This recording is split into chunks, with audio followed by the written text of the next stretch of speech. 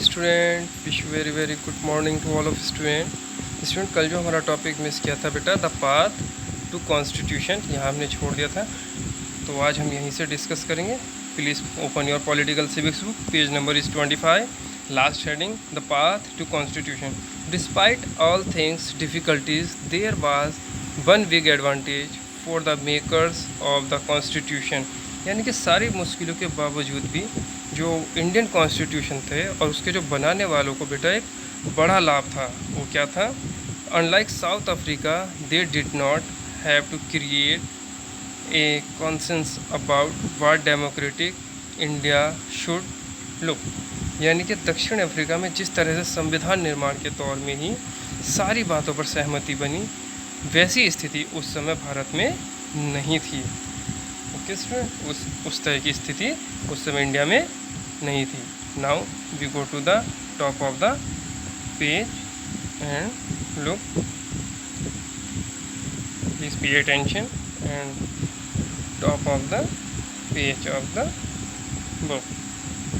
Like much of this consensus had evolved during the freedom struggle. आज़ादी की लड़ाई के दौरान ही लोकतंत्र समेत अधिकांश बुनियादी बातों पर राष्ट्रीय सहमति बनने का काम हो चुका था। Our national movement was not merely a struggle against a foreign rule. यानी कि हमारा जो राष्ट्रीय आंदोलन था सिर्फ एक विदेशी सत्ता के खिलाफ संघर्ष भरा नहीं था। यानी कि हमारा जो आंदोलन था वो ब्रिटिशों के अगेंस्ट नहीं था, सिर्फ कि हम ब्रिटिशों के अगेंस्ट ही थे। It was also struggle to rejuvenate our country and to transform the society and politics. बल्कि यह न केवल अपने समाज को फिर से जगाने का, वरन अपने समाज को पॉलिटिकली रूप से बदलने और नए सिरे से गढ़ने का आंदोलन भी था। There were sharp differences of opinion within the freedom struggle about the path Indian should take after independence. आज़ादी के बाद भारत को किस रास्ते पर चलना चाहिए, इसे लेकर आज़ादी के संघर्ष के दौरान भी तीखे मतभेद थे। Such differences exist even today, जो आज भी हैं। Yet some basic idea had come to be accepted by almost everyone. कुछ मतभेद आज भी इस तरह के बने हुए और ऐसे मतभेद अब तक भी बने हुए हैं, और कुछ बुनियादी विचारों पर लगभग सभी लोगों की सहमति कायम हो चुकी है। सभी ये एक दूसरे से मानने शुरू हो चुके हैं।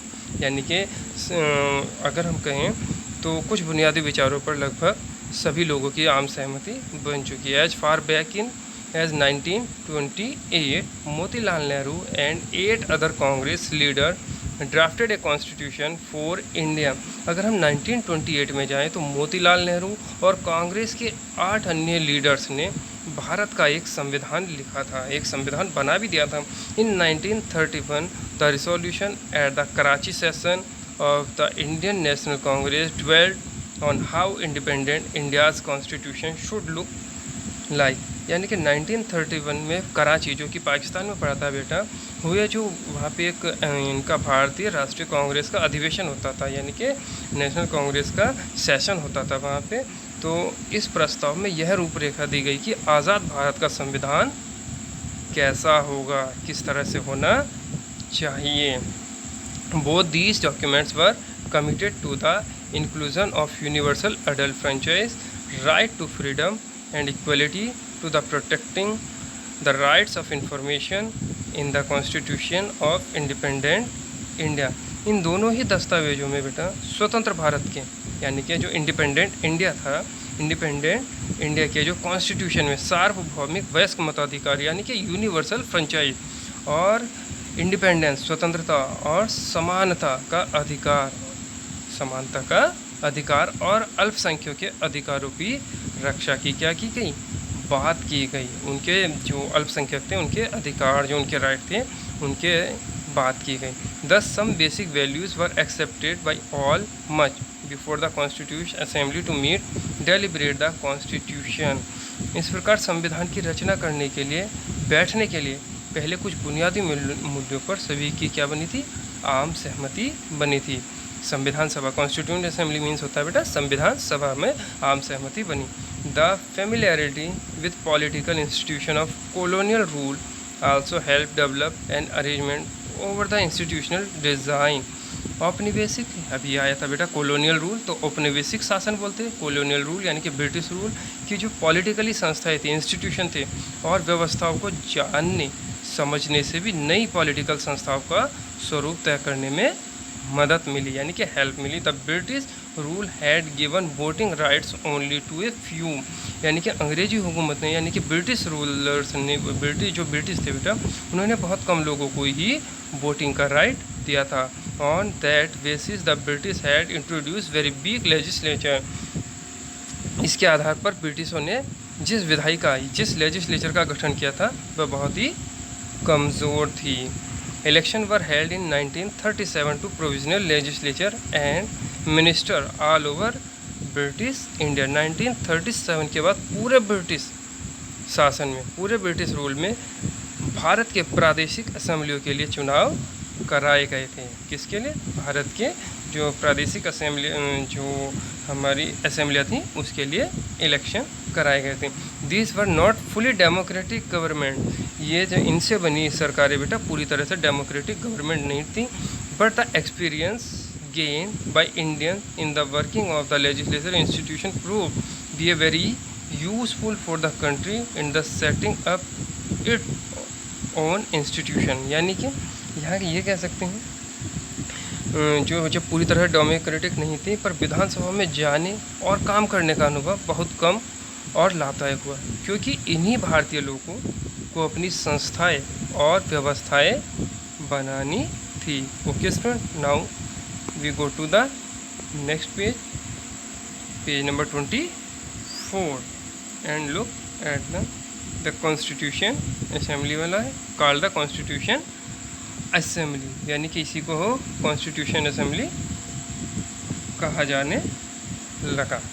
Election to the constitution assembly were held in July 1946, और कॉन्स्टिट्यूशन असेंबली के लिए जो बेटा इलेक्शन हुआ था वो 1946 में होता। It first meeting held in December 1946, और इसके लिए जो पहली मीटिंग हुई थी वो 1946 में हुई थी, 1946 में हुई थी। It is soon after the country was divided into India and Pakistan, जल्द ही इसके तत्काल बाद ही देश के दो हिस्से भारत और पाकिस्तान में बट गए, यानी कि पूरा जो हिस्सा था या पूरी लैंड को इंडिया और पाकिस्तान दो हिस्सों में बांट दिया गया था। The constituent assembly was also divided into the constituent assembly of India and that of Pakistan. संविधान सभा भी दो हिस्सों में बट गई थी, भारत की संविधान सभा और पाकिस्तान की संविधान सभा। The constituent assembly that wrote the Indian constitution had 299 member, भारतीय संविधान लिखने वाली सभा में 299 मेंबर्स थे।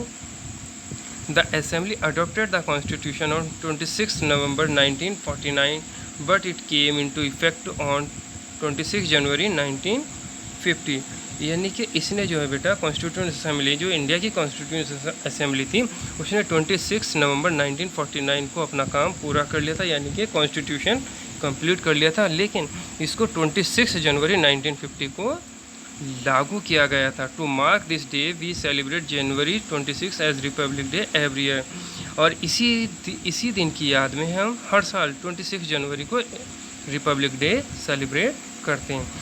Why should we accept the constitution by this assembly more than 6 decades ago? इस सभा द्वारा जो 50 साल पहले ही बनाए गए संविधान को हमें क्यों मानते हैं? Why should we accept constitution made by the assembly more than 60 decades? यानी कि 60 अगर हम देखें 50-60 साल पहले भी बनाए गए संविधान को हम क्यों मानते हैं? More we have already noted one reason above. हमने पहले ही एक कारण का जिक्र किया, वो क्या था बेटा? The constitution does not reflect the views of its members alone, संविधान सिर्फ संविधान सभा के सदस्यों के विचारों को ही व्यक्त नहीं करता, यानी कि संविधान के जो संविधान अगर हम ये कहें जो कॉन्स्टिट्यूशन असेंबली के जो मेंबर थे उनके ही विचारों या उनके ही थॉट्स को नहीं रिफ्लेक्ट करता, उनके ही विचारों को नहीं व्यक्त करता, अपितु it express a broad consensus of its time, यह अपने समय की व्यापक सहमतियों को व्यक्त करता है। Many countries of the world have had to rewrite their constitution afresh because the basic rules were not acceptable all major social group of political party। दुनिया के कई देशों में संविधान को फिर से लिखना पड़ा क्योंकि संविधान में दर्ज जो संविधान में लिखे गए थे ना बुनियादी बातों पर ही वहाँ के सभी सामाजिक समूहों का राजनीतिक दलों की सहमति नहीं थी, यानी कि जितने भी अधिकार थे उन सब पर वहाँ के जो पॉलिटिकल पार्टीज थी, जो सोशली लोग थे, उन लोगों की जो है सहमति नहीं थी।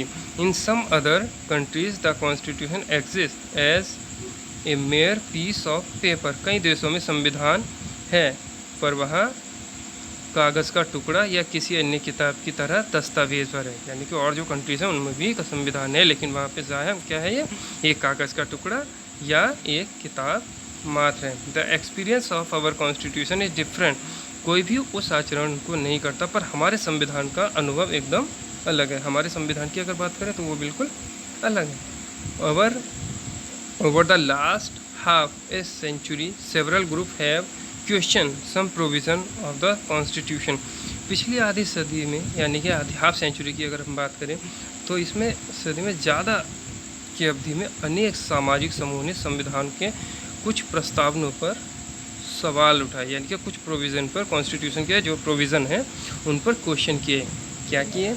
But no large social group और political party has ever question the legitimacy of the constitution itself, किसी भी बड़े सामाजिक समूह या राजनीतिक दल ने खुद कॉन्स्टिट्यूशन की वैधता पर सवाल नहीं उठाया, यानी कि कॉन्स्टिट्यूशन क्या है, लीगल है और इस पर कभी भी किसी ने कोई क्वेश्चन नहीं उठाया। This is an unusual achievement for any constitution, यह हमारे संविधान की एक असाधारण उपलब्धि है। The second reason for accepting the constitution, संविधान को मानने का दूसरा कारण यह है क्या, that is constitution assembly represented the people of India, कि संविधान सभा भी भारत के लोगों का ही प्रतिनिधित्व कर रही थी। There was no universal adult franchise that time, उस समय सार्वभौमिक वयस्क मताधिकार नहीं था, यानी कि सभी को वोटिंग राइट नहीं था। Okay, so the constitution assembly could not have been chosen directly by all the people of India, इसलिए कॉन्स्टिट्यूंट असेंबली को जो इलेक्शन था उसका जो चुनाव था देश के लोग प्रत्यक्ष ढंग से नहीं कर सकते थे, यानी कि लोग डायरेक्टली वोट नहीं कर सकते थे। ओके, इसमें now we go to the top of the page, it was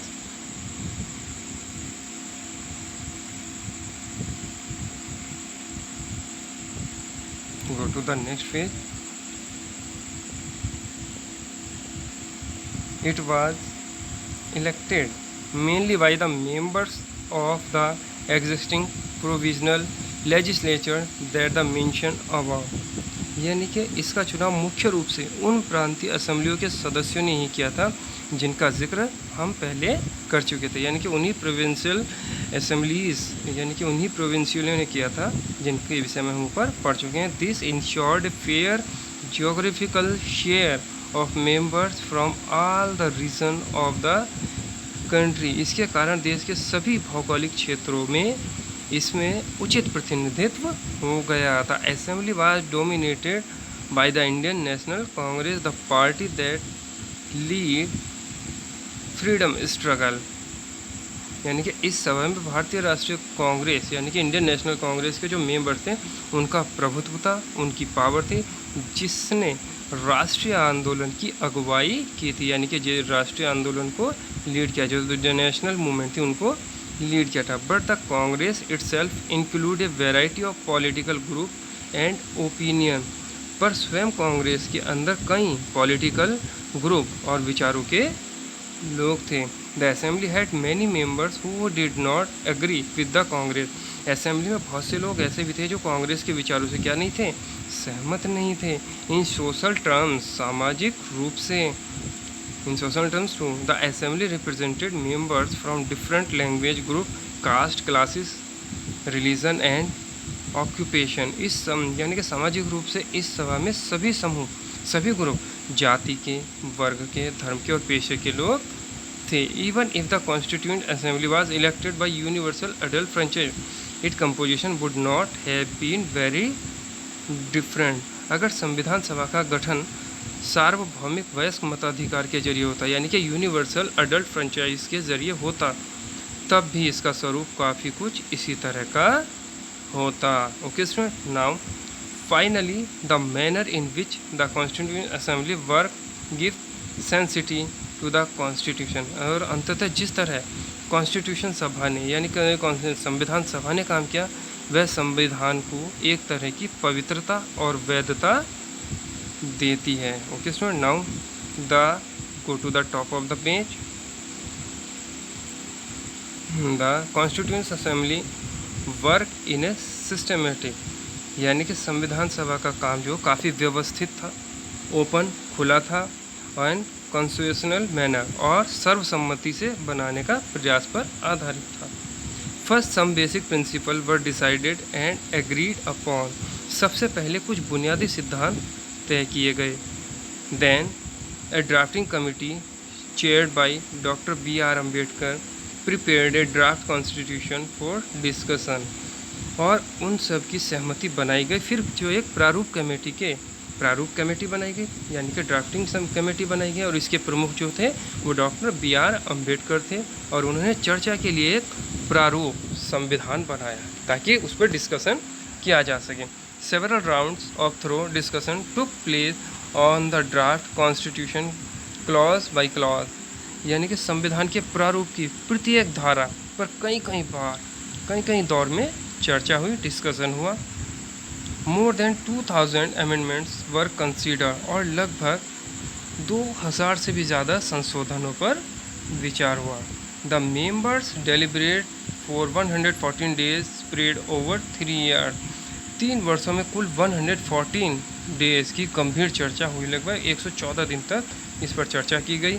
every document presented and every word spoken in the constituent assembly has been recorded and preserve, यानी कि सभा में पेश हर प्रस्ताव, हर शब्द, वहाँ कही गई हर बात का रिकॉर्ड किया गया कि क्या बात कही गई और क्या कहा जा रहा है. These are called constituent assembly debates. इसको जो है कॉन्स्टिट्यूशन असेंबली डिबेट्स के नाम से जाना जाता है. When printed this debates are 12 बल्कि वॉल्यूम, यानी कि इसको जो है ना कॉन्स्टिट्यूएंट असेंबली डिबेट नाम से 12 मोटे खंडों में प्रकाशित किया गया, यानी कि इसको 12 बल्कि वॉल्यूम्स में इसमें जो है पब्लिश किया गया. This debates provided the rationale behind every provision of the constitution. These are used to interpret the meaning of the constitution, यानी कि इन्हीं बहसों पर हर प्रावधान के पीछे की सोच और लॉजिक को समझा जा सकता है, और संविधान की व्याख्या के लिए भी इस बहस के दस्तावेजों का उपयोग किया जा सकता है. Okay student, now we go to the next of the page, and here is the heading start.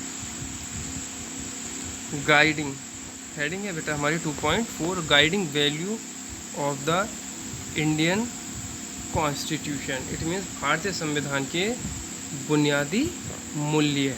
Okay student, कल जो हमारा टॉपिक स्टार्ट होगा बेटा वो हेडिंग 2.4 से स्टार्ट होगा. आज का टॉपिक हम यहीं पे फिनिश करते हैं. Okay student, thank you and have a nice day.